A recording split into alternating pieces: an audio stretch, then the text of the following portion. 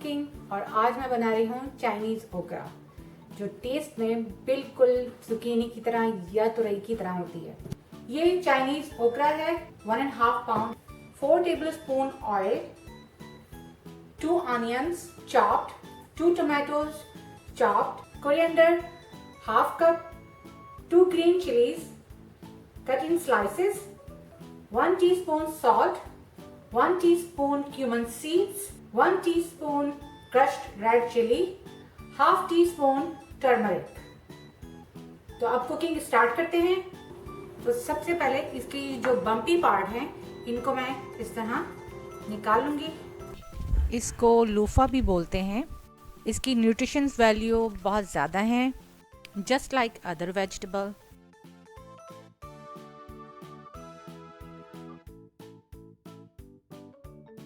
तो इस तरह अब इनको चॉप कर लेंगे।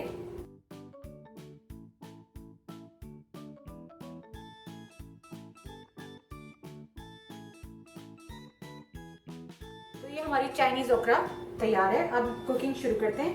कढ़ाई गर्म हो चुकी है और मैं इसमें ऐड कर रही हूँ oil. As soon as oil is hot, add cumin seeds,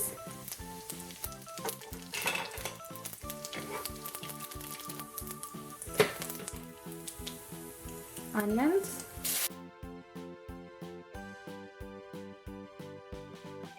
become transparent, then add turmeric, crushed red chilies,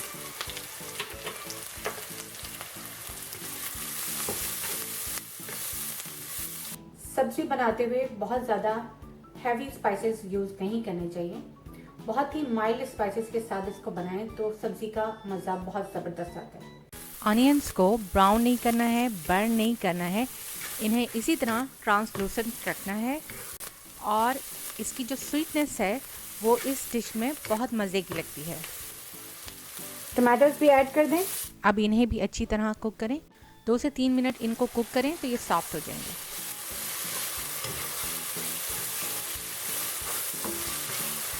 Now tomatoes are soft. तो अब चाइनीज ओकरा भी शामिल कर दें।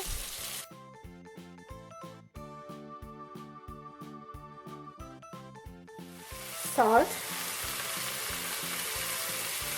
अब इसको हल्की आंच पे पकाएंगे कि ये थोड़ी सी सॉफ्ट हो जाए, मगर इन्हें मुशी नहीं करना है।